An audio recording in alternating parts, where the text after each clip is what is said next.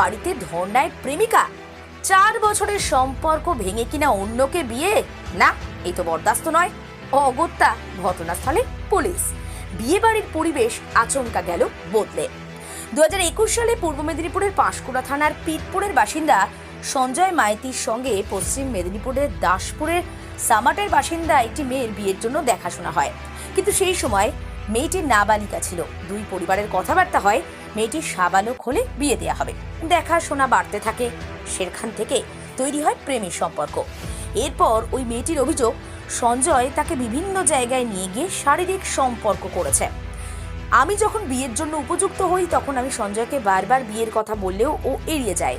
এরপর দাসপুর থানার দ্বারস্থ হয়ে যাই কোর্টে। সেই সময় অভিযুক্ত সঞ্জয় জামিন নেয়। এরপর গতকাল ওই অভিযুক্ত মন্দিরে অন্য একটি মেয়ের সঙ্গে বিয়ে করে। এই খবর জানার পর এই প্রেমিকা শটান ধর্নায় বসে গেলেন। সেই সময় সঞ্জয়ের পরিবারের সদস্যদের সঙ্গে বচসা হাতাহাতিও হলো অভিযোগকারিনীর। এরপর ঘটনাস্থলে পৌঁছে যায় পাঁশকুড়া থানার পুলিশ। সমস্ত ঘটনা শোনার পর ওই মেয়েটিকে থানায় নিয়ে যাওয়া হয়। তিনি বলেন, অভিযুক্ত সঞ্জয়ের সঙ্গে দীর্ঘ 4 বছর ধরে শারীরিক সম্পর্ক ছিল তার। এবার অন্য একজনকে বিয়ে করেছে। তাই নতুন বিয়ের পরিবেশকে খারাপ করে দেওয়া তার উদ্দেশ্য না হলেও যেভাবে এই ঘটনা সঞ্জয় ঘটিয়েছে তার জন্য শাস্তির দরকার। আর তা না হলে আমাকে বিয়ে করতে হবে বলছেন অভিযোগকারিনী। সঞ্জয়ের পরিবার অবশ্য ক্যামেরার সামনে কিছু বলেননি। তাদের দাবি, তাদের বাড়ির ছেলেকে নাকি ফাঁসানোর চক্রান্ত করেছেন মেয়েটি। ঘটনার জল কোন দিকে গড়ায় সেদিকে আমাদের নজর থাকবে।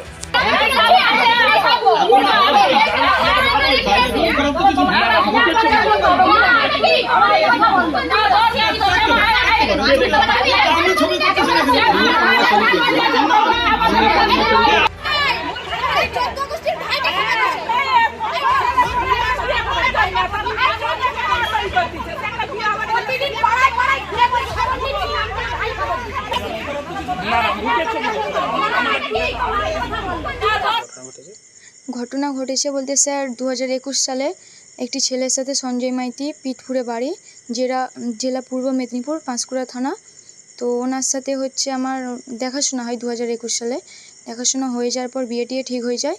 তারপর আমরা দুজনে ঘুরতে যাই, এমনকি ডেটে উনি আমাকে অন্য জায়গায় নিয়ে গেছে, খারাপ সম্পর্ক করেছে আমার সাথে। তো আমি তখন নাবালক ছিলাম। তো আমার সাথে জোর জবরদস্তি করে ওইসব করেছে। করার পরে আমি যখন বললাম 2023 সাল হয়ে গেল, আমার যখন 18 বছর হয়ে যাওয়ার পর আমি ওনাকে বললাম যে চলো তাহলে বিয়ে করে লে। উনি বলছে না, আমি তোমাকে বিয়ে করতে পারবো নি, আর হচ্ছে আমি পারবো নি তোমাকে বিয়ে করতে। তো কেন, কিসের জন্য আমি জিজ্ঞাসা করলাম, আমাকে কিছুই এসব বলেনি। তো ঘুরতে যা আমার সাথে মানে স্বামী স্ত্রীর মতো সবই হয়ে গেছে ওর সাথে। হয়ে যাওয়ার পর তো আমি জানতে পারি ওর বাড়িতে যে ও ছেলের বিয়ে হয়েছিল, ছেলে তখন বউ আর বাড়িতে মানে নাই, তো ঘর করেনি সে।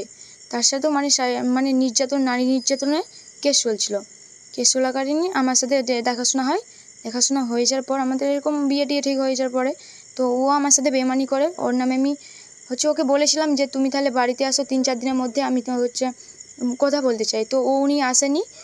তো তারপরে আমি হচ্ছে উনি সময় চাইছিল, দেওয়ার পরেও উনি আসেনি। তারপরে আমি দাসপুর থানায় কেস করি। কেস করার পরে ওনাকে ধরতে চাই, উনি হচ্ছে বেল নিয়ে নেয়। বেল নিয়ে নেওয়ার পরে আজকে হয়েছে বলতে স্যার, উনি গতকাল বিয়ে করেছে, মানে 2 নম্বর বিয়ে করেছে। আগের বউ চলে গেছে, 2 নম্বরে বিয়ে করছে। তো বিয়ে করার পর আমি যখন যাই জানতে যে তুমি বিয়ে করেছো, আমাকে উনি ধরে মারধর করে। সঞ্জয় মাইতি মারধর করার পর আমি হচ্ছে ওনার দিকে কিছুই বলিনি। ওনার বাড়ির লোক, আত্মীয় স্বজন, কুটুমজন সবাই মিলে মারধর করেছে। তো এখন কোথায় এসেছে? এখন আমি পাঁশকুড়া থানায় আছি। তো অভিযোগ করেছি। হ্যাঁ, কি চাইছেন আপনি? আমি চাইছি ছেলের শাস্তি পাক, নাহলে আমাকে যেই প্রতিশ্রুতি দিয়ে আমার সাথে এইসব করেছে সেই কাজটাই ও করুক, আমাকে বিয়ে করুক। আমি এইটুকুনি কথা বলতে চাই আপনার দিকে, আর কিছু চাইনি আমি। আপনার নাম? আরামবাগ মতিলাল টেলিশপ ও স্যামসাং সার্ভিস সেন্টার। অনলাইন বা যে কোনো দোকানের থেকে সস্তা। আপনাদের সকলের প্রিয় মতিলাল মোবাইল। তাই আজই আসুন। পুরানো মোবাইল সারানোর চেয়ে বেশি দামে এক্সচেঞ্জ। 0% ইন্টারেস্টে, 0 ডাউন পেমেন্ট, 0 কস্টে মোবাইল ফাইন্যান্সের সুবিধা। আমাদের ঠিকানা পুরাতন বাজার, আরামবাগ হেডপোস্ট অফিসের বিপরীতে, আরামবাগ, হুগলি। আমাদের যোগাযোগ নাম্বার 7001304430।